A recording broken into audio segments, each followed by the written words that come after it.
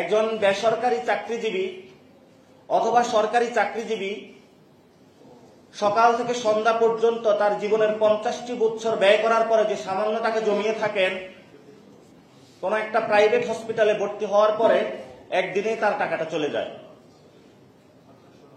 আমরা সরকারকে আহ্বান জানাবো যে বাংলাদেশের মানুষের এই সময় একটি স্বাস্থ্য প্ল্যান আপনারা মানুষকে দিন। একটি স্বাস্থ্য কাঠামো যদি এই সময় আমরা তৈরি করতে না পারি, তাহলে স্বাস্থ্য মন্ত্রণালয়ে বিভিন্ন যারা দলীয় ক্যাডার রয়েছে, দলদাস রয়েছে, ডিজি নিয়ে মারামারি করবে, কে কোন হসপিটালে পদ ভাগাবে ওইটা নিয়ে মারামারি করবে। এই মারামারি যদি চলমান থাকে, তাহলে বাংলাদেশের অধিকাংশ মানুষ স্বাস্থ্য খাতের অব্যবস্থাপনায় বড় একটা অংশ মারা যাবে। আমি আমার কর্মজীবনে স্বাস্থ্য খাতে একটি ইনভলভমেন্ট ছিল। আমাদের যে এইখানে স্বাস্থ্য খাতের যে প্রোডাক্টগুলো আমরা বাংলাদেশে দিয়ে থাকি, সবগুলো বিদেশ থেকে এসে থাকে এবং ইন্ডিয়ার বিভিন্ন অঙ্গরাজ্যে বিদেশি কোম্পানিগুলো ফ্যাক্টরি বসিয়েছে, সেখান থেকে তারা প্রোডাক্ট এখানে সাপ্লাই দেয়। চায়না থেকে সিরিঞ্জ আমরা নিয়ে আসি, বিদেশ থেকে হাই টেকনোলজির জিনিসগুলো আমরা নিয়ে আসি। তাহলে আমরা হাই টেকনোলজি বাদ দিলাম, মিডল যে টেকনোলজিগুলো রয়েছে, সিরিঞ্জ, ব্যান্ডেজ, এগুলো তো আমরা দেশে উৎপাদন করতে পারি। দেশে বড় একটা মাফিয়া গোষ্ঠী সৃষ্টি হয়েছে, এটার নাম হলো জিএমআই। ওনার প্রোডাক্ট ছাড়া কোনো হসপিটাল প্রোডাক্ট কিনতে পারবে না। এবং করোনার সময় ফেস মাস্ক যে বাণিজ্য উনি যেভাবে করেছেন, পুরা স্বাস্থ্য খাতকে উনি হলো ব্ল্যাকমেইল করেছিলেন। তো যদি একটি কোম্পানিকে এভাবে হলো বাংলাদেশ রাষ্ট্র ব্যবস্থা স্বীকৃতি দেওয়া হয়, তাহলে স্বাস্থ্য খাতের যারা তরুণ উদ্যোক্তা রয়েছেন, ওনারা কিভাবে ভালো ব্যবসার নিশ্চয়তা বিধান করবেন, এটা এই কোশ্চেনটা আমরা সরকারের কাছে রেখে গেলাম। তাহলে রাষ্ট্রের যে বর্তমান পরিস্থিতি বা চিত্র, এই চিত্র দিয়ে আমরা ইয়াং জেনারেশন যারা রয়েছি, আমাদের জীবন হলো বিপন্ন। আমাদের জীবনে নিরাপত্তা নেই। বাসার নিচে নামলে ককটেল খেতে হয়, মার্কেটে গেলে ফরমালিনের খাবার খেতে হয়, চিকিৎসা করাতে যাব হলো সরকারি হসপিটালের ব্যবস্থাপনায় প্রাইভেট হসপিটালে যেতে হয়। প্রাইভেট হসপিটাল হলো কয়েকটা ব্যক্তির কাছে দিয়ে রয়েছে, তারা আবার ওই ব্যক্তিগুলাই পার্লামেন্টে যায় এমপি হয়। ওই হসপিটালের মালিকগুলাই আবার হলো বিভিন্ন সংগঠনের নেতৃবৃন্দ হয় এবং সে যে চার্জটা আমাকে দিবে, হাতে ধরিয়ে দিবে, ওটাই আমাকে দিতে হবে। যদি না দিতে পারে, আমার পকেটে না থেকে আমাকে আবার জেলে পাঠিয়ে দিবে। এই হলো বাংলাদেশের স্বাস্থ্য খাতের নৈরাজ্য। এই নৈরাজ্য বন্ধ করার জন্য আমরা সরকারকে জানাবো, আমরা সরকারকে আহ্বান জানাবো যে আপনারা দ্রুত পদক্ষেপ নিন। যদি আপনারা স্বাস্থ্য এবং শিক্ষা খাত জেলে সাজাতে না পারেন, বাংলাদেশের 18 কোটি মানুষের বহিঃশক্তি তো দূরের কথা, ভিতরেই তাদের জীবনটা বিপন্ন হয়ে তারা মরণ অবস্থায় একদিকে চলে যাবে।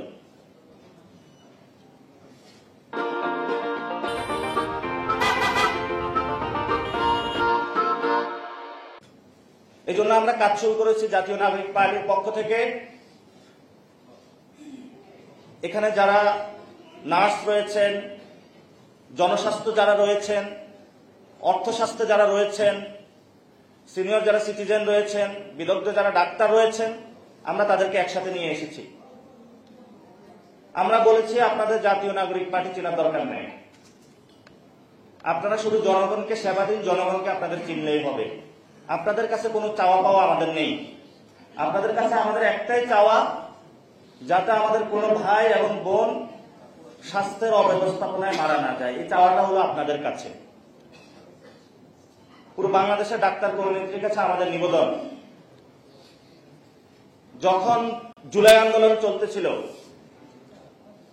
হসপিটালগুলোতে আপনারা আওয়ামী সন্ত্রাসী বাহিনীর সামনে দাঁড়িয়েও, বিভিন্ন সরকারি এজেন্সির বাহিনীর সামনে দাঁড়িয়েও যেভাবে বুকে আগলে রেখে আমাদের ভাইদেরকে আপনারা স্বাস্থ্য সেবা দিয়েছেন, যেভাবে তাদেরকে হসপিটালের করিডোরে লুকিয়ে রক্ষা করেছেন, কেবিনগুলার চেয়ারের নিচে বেডের নিচে তাদেরকে লুকিয়ে রেখে আওয়ামী লীগ থেকে তাদেরকে রক্ষা করেছেন।